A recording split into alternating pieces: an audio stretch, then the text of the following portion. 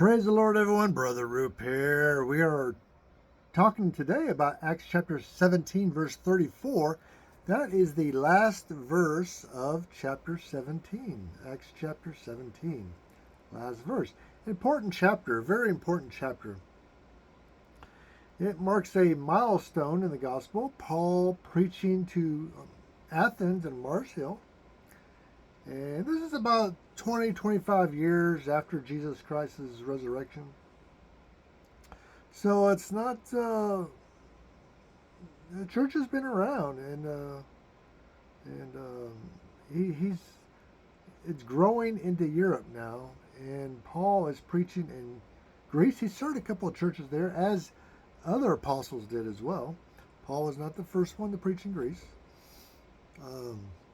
So, verse 34, let's go ahead and read it.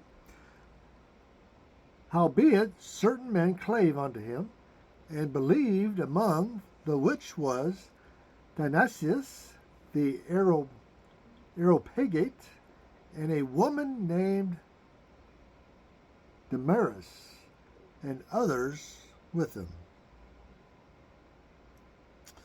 So, Paul was preaching on Mars Hill to a crowd that more than likely wanted to put him in jail for preaching a new religion. So he's being very, very smart about it. He's mentioning the Greek gods and Greek poets and the unknown God, which was a God that the Greeks believed in, that the creator God that created the universe and then backed off. Paul's saying, I know who that unknown God is. I know who he is.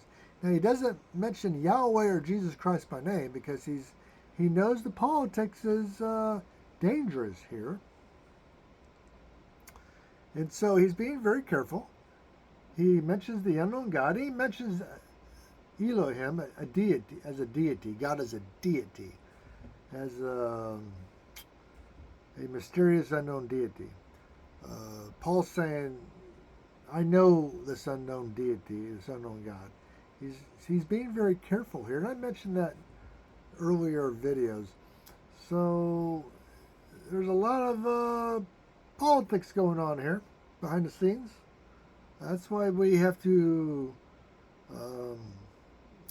study not just the verse, but the chapter or several chapters, and kind of read between the lines and see what's going on, because that makes a big difference in the story, right? So Paul preaches at Mars Hill to philosophers, poets, the wealthy mover and shakers of the people of Athens. And when he mentions the resurrection of the dead, he was referring to Jesus Christ, but he's trying not to name him by name, because that would get him in trouble. So he mentions the resurrection of the dead.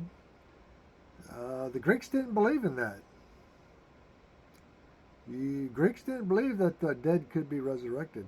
So a lot of them started to mock him. Now, these weren't people on the marketplace. These were important people of the city. So when important people of the city started mocking you, Paul turned around and left, which is a good thing. He turned around and left. But two people are named, and others with them, of people who were on Mars Hill who believed in what Paul had to say or wanted more information about the gospel.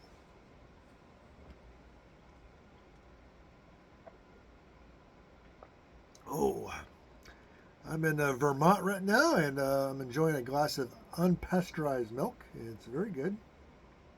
One of the benefits of living in Vermont, or at least being here for a while. So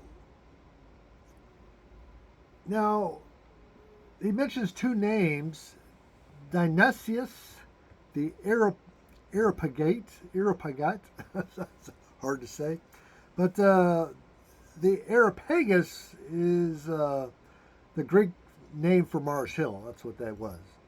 And so he's just saying that Dionysius was from that hill. That's the Apostle Luke is just trying to explain who he is, and the apostles probably knew one or more people with that same name, and that's probably why the Apostle Luke mentioned him as the Areopagite, just saying he's the Dionysius from Mars Hill. And also named a woman named Damaris.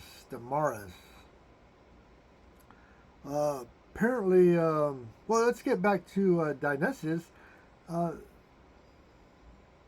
the Aramaic Bible, the Aramaic New Testament, refers to him as a judge of Areopagus or Mars Hill, a judge.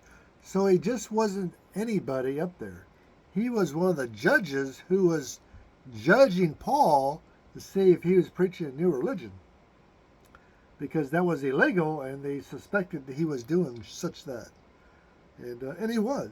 So, but one of these judges actually wanted more information about the gospel or was believing, and so they refer to him as a judge of Areopagus or Mars Hill. Also, Damaris was a woman, and Luke refers to her as a woman, and so you had a man and a woman of high order.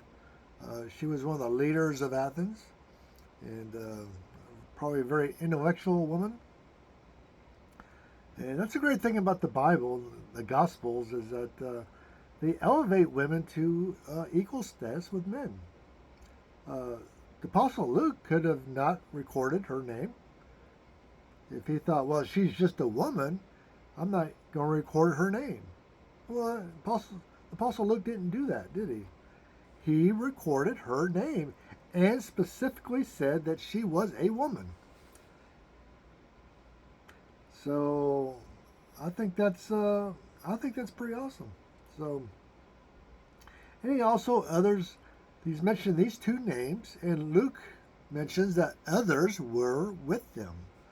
So the Apostle Paul converted kind of a small crowd here on Mars Hill of the important, wealthiest people of Athens. So Paul got their curiosity up and preached a great sermon, a very politically correct sermon in a very, very politically incorrect environment. And he was using his head. And so he converts a small group here, and it's a great story. It's a great story. Thank you, and God bless you. And we'll start on chapter 18 next video. God bless you.